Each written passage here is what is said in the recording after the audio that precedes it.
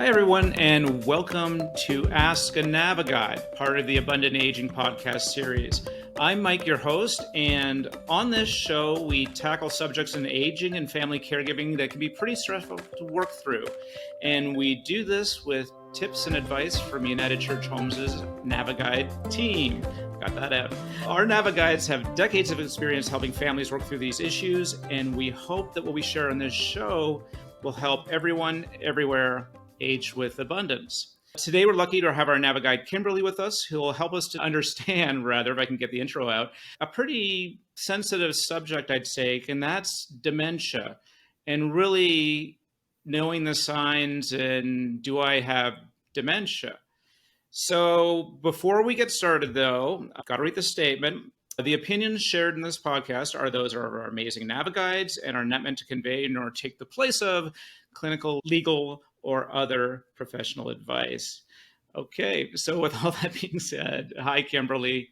Hey, Mike, how you doing? Pleasure to be here. No, it's great to have you here, and thanks so much for giving your time for this. So, okay, I'm going to kick this off with an important question. I'm the type of guy with a type of brain who gets into a project. Let's say I'm working on one of my cars or something like that, and I'm going to be using a screwdriver, and then I'm putting it down, and then a minute later I need that screwdriver, and I forget where I put it down. So I've got dementia, right? No. The first most important thing that we need to realize here is any kind of cognitive impairment or dementia is not a normal part of aging. I mean, someone in their 70s might not perform as well as someone in their 20s, for example, on cognitive tests, but they could do better in other areas, such as improved vocabulary if they're an active reader. And according to Columbia University, roughly 10% of individuals ages 65 and older do have some form of dementia diagnosis, and individuals ages 65 and older, roughly 22% of them have mild cognitive impairment. Okay, so that's an important distinction, right? So we've got mild cognitive impairment and dementia. What's the difference between the two? Yeah. So according to Yale Medicine, mild cognitive impairment is an early stage of memory loss.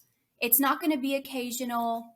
You will experience symptoms almost daily, but it's not going to be significant enough to impact your functions of daily living. You can still function and live independently, versus dementia, those symptoms will impact your ability to perform daily activities. Poor judgment, ability to communicate, just stuff like that is more significant and severe symptom-wise with dementia.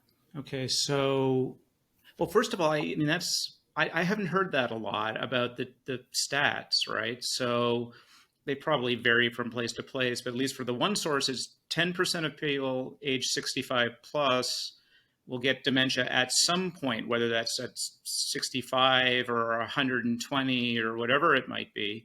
And then you said 22% mild cognitive impairment, and but the difference between that and dementia is the dementia will keep you from doing daily activities like walking or dressing or advocating for yourself or things like that.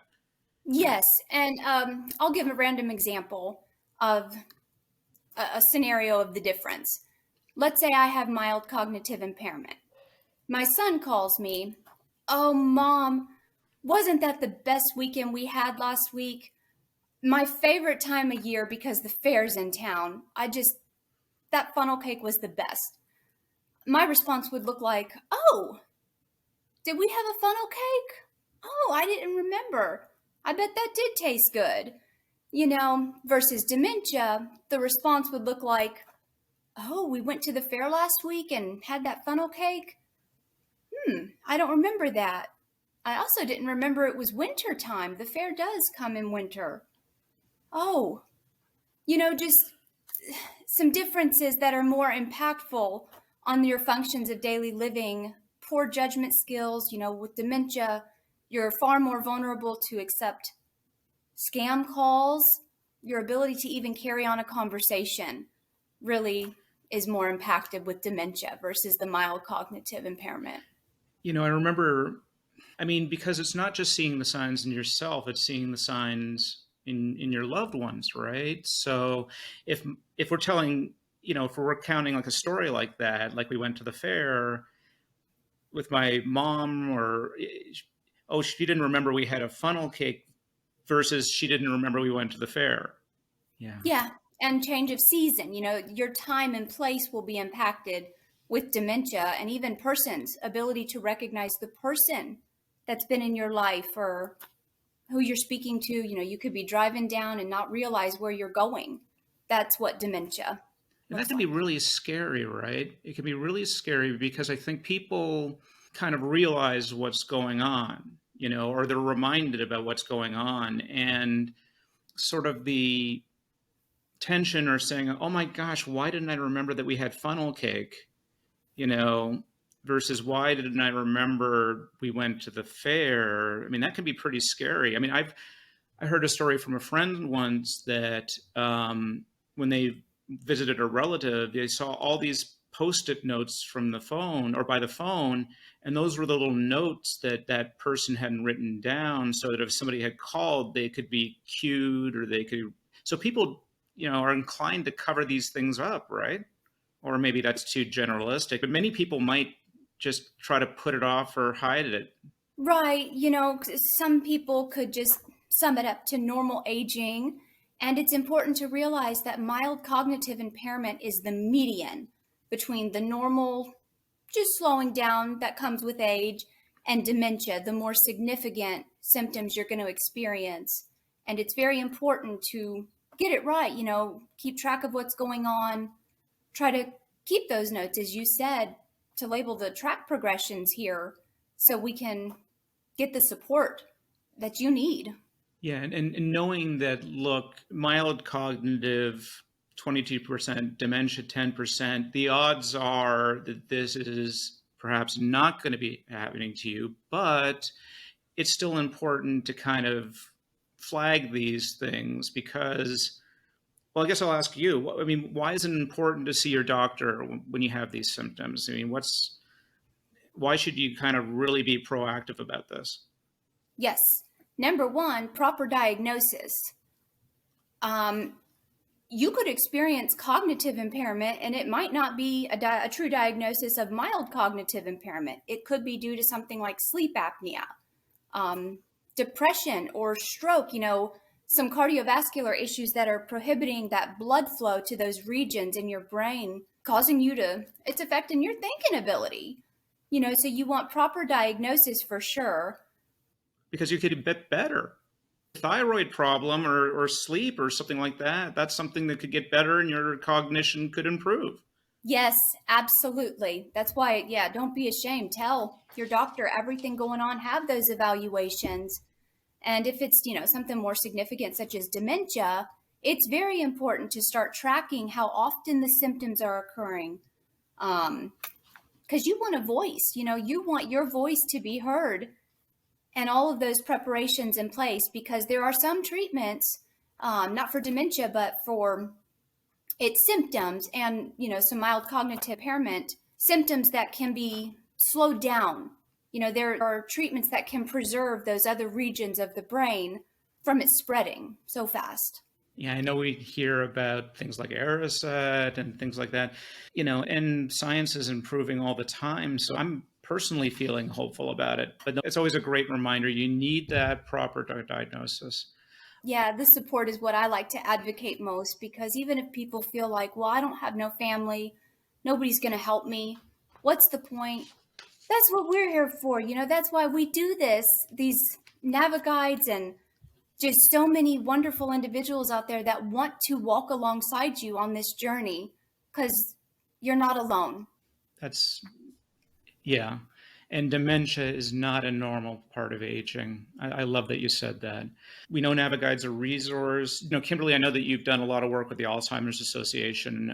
Are there any resources out there that you think are good that people can go to learn more? Yeah, absolutely. The Alzheimer's Association, for example, has a 24/7 hotline that anybody can call, whether it's the person who is wondering about a diagnosis, has been diagnosed, but especially the caregivers. They're there for anybody who is just looking for that support, reassurance.